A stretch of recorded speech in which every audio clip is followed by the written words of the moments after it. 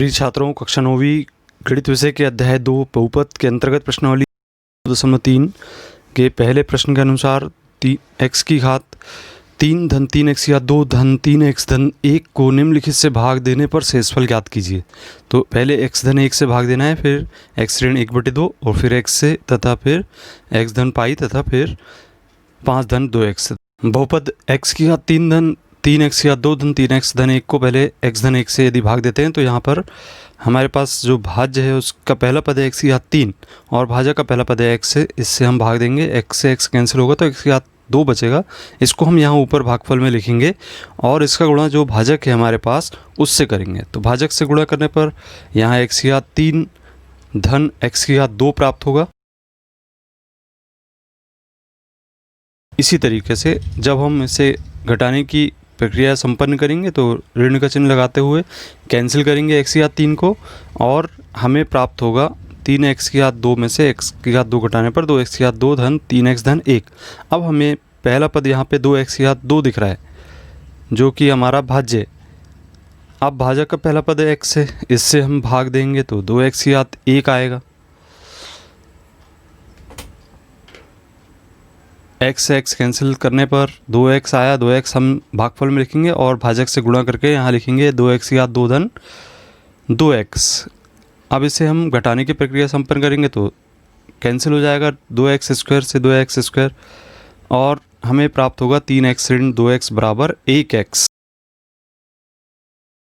धन x। तो यहाँ x धन 1 प्राप्त हुआ। अब हमें यहाँ पे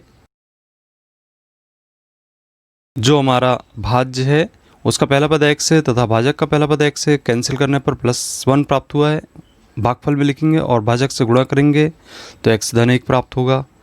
इसको हम माइनस करेंगे तो यहाँ पर घटाने पर दोनों पद कैंसिल हो जाते हैं, 0 प्राप्त होता है। अतः हम कहेंगे कि यह यहाँ पर शेषफल हमें 0 प्राप्त हुआ।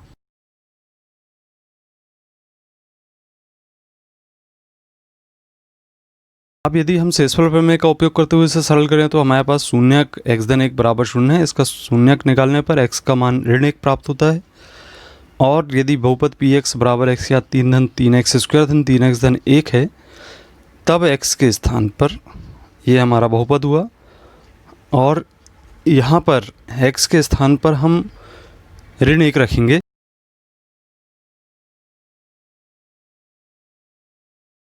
जहाँ x लिखा हुआ वहाँ पर उसके स्थान पर हम ऋण 1 रखते हैं। तो ऋण 1 की घात 3 धन 3 कोष्टक में ऋण 1 की घात 2 धन 3 कोष्टक में ऋण 1 और धन 1। सरल करने पर ऋण 1 धन 3 ऋण 3 धन 1 ये सभी कैंसिल हो जाते हैं आपस में और हमें यहाँ पर शेषफल 0 प्राप्त होता है।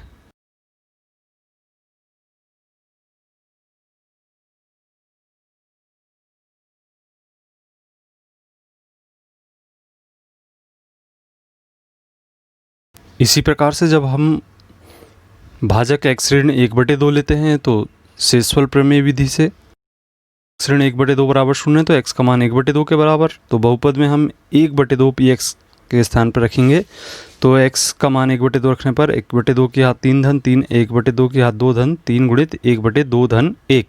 इसे हम सरल करेंगे तो 1/2 का 3 बार आपस में गुणा करना है तो 1/8 प्राप्त होगा। इसी तरीके से 3 गुणित 1/4 प्राप्त होगा। 1/2 का हम 2 बार आपस में गुणा करेंगे तो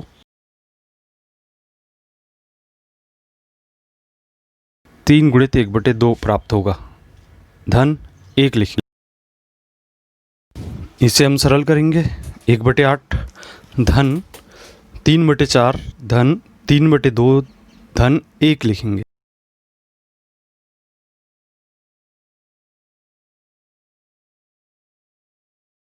इसके बाद हम लघुत्तम निकालने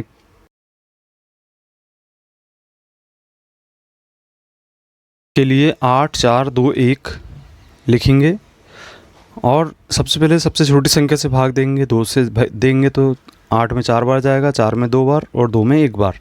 इसी तरीके से 2 का भाग पुनः देंगे तो 2 का 4 में 2 बार और 2 का 1 बार जाएगा और फिर 2 का भाग देने पर 1 1 बार जाएगा।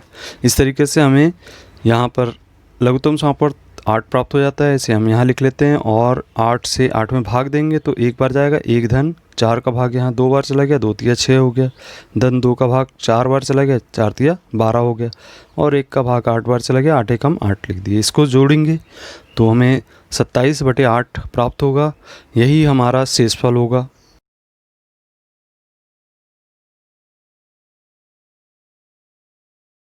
प्रश्न क्रमांक 3 देखते हैं, जिसमें बहुपद यही है और हमारा भाजक चेंज हो गया है। यहाँ पर x धन पाई, शेषफल प्रमेय विधि से हम x धन पाई बराबर 0 लेते हैं तो x का मान ऋण पाई के बराबर प्राप्त हो जाता है।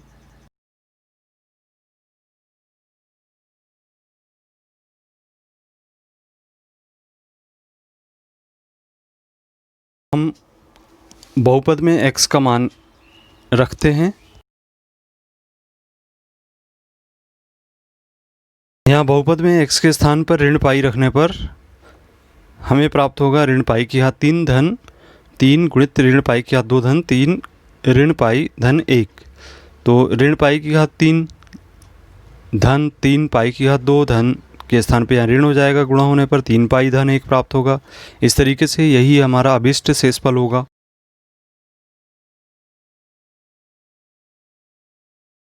अब हम बहुपद में भाजक 5 धन 2x लेकर चलते हैं, तब शेषफल प्रमेय विधि से 5 धन 2x बराबर 0 या 2x बराबर ऋण 5 पक्षांतर करके x का मान यहाँ पे ज्ञात होगा ऋण 5/2। फिर हम बहुपद में x के स्थान पे ऋण 5/2 रखेंगे। ऋण 5/2 रखने पर हमें प्राप्त होगा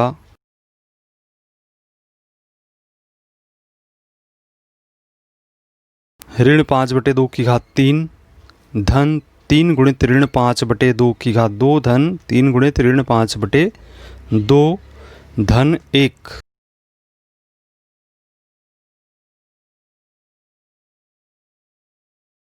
हम सरल कर लेंगे। सरल करने पर ऋण 125/8 आएगा, धन 75/4 और ऋण 15/2 धन 1। लघुत्तम आएगा 8 4 2 का, पिछले प्रश्न के अनुसार 8। अब हम भाग देने की प्रक्रिया संपन्न करेंगे। यहाँ पे लघुत्तम लेते हुए परिमेय संख्याओं को जोड़ेंगे अथवा घटाएंगे, तब इस स्थिति में यहाँ पे हमें प्राप्त होगा ऋण 27/8 हमें शेषफल के रूप में प्राप्त होता है। तीसरा प्रश्न आपके लिए छोड़ रखा है, इसके अंतर्गत आप यहाँ पे x का मान x रखेंगे और बताएंगे कि बहुपद का शेषफल कितना होगा। प्रश्न क्रमांक 2, x या 3 ऋण a x या 2 धन 6x ऋण a को x ऋण a से भाग देने पर शेषफल ज्ञात करना है। तो यहाँ पे हम मान लेते हैं कि बहुपद px बराबर x या 3 ऋण a x या 2 धन 6x ऋण a है।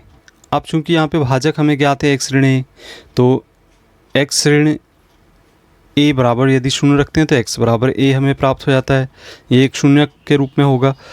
यदि बहुपद में x का मान यहाँ पर रख दें तब हमें बहुपद प्राप्त होगा p बराबर a की घात 3 ऋण a गुणित a की घात 2 धन 6a ऋण a। इसे हम सरल करेंगे तो a की घात 3 ऋण a का आपस में गुणा होगा तो a की घात 3 होगा यहाँ पर भी। इसी प्रकार से धन 6 का गुणा a में होगा, 6a लिख दिए ऋण a। अब हम धन a की घात 3 और ऋण a की घात 3 को कैंसिल करते हैं और 6a में से 1a घटाने पर 5a हमें प्राप्त हो जाता है, यही हमारा शेषफल होगा।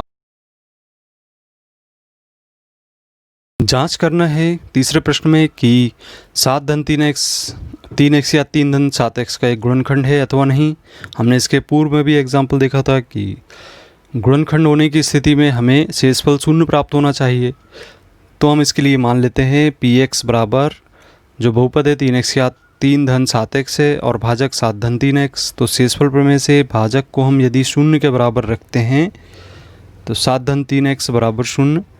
इस स्थिति में हमें प्राप्त होगा 3x बराबर ऋण 7 और x बराबर ऋण 7/3। तो बहुपद में हम x का मान रखेंगे यहाँ पर, तो x के स्थान पर ऋण 7/3 रखने पर p ऋण 7/3 का मान होगा 3 गुणित ऋण 7/3 की घात 3 धन 7 गुणित ऋण 7/3। सरल करेंगे तो 7/3 को यहाँ 3 बार आपस में गुणा करना है, ऋण के चिन्ह लगे हुए हैं। तो सरल करने पर यहाँ पर 7 को 3 बार आपस में गुणा करेंगे तो ऋण 343 आ जाएगा, एवं 3 का आपस में 2 बार गुणा होगा तो 2/9 प्राप्त होगा। इसी तरीके से साथ ही 49/3, इसे हम लघुत्तम लेते हुए सरल करेंगे तो ऋण 343 ऋण 147 प्राप्त होगा हमें।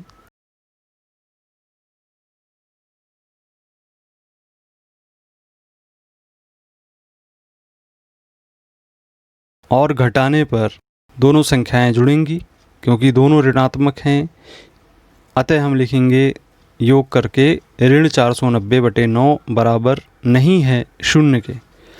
तो चूंकि यहाँ पे शेषफल शून्य प्राप्त नहीं हुआ है, कंडीशन के अनुसार होना था परंतु नहीं हुआ, अतः गुणनखंड नहीं है।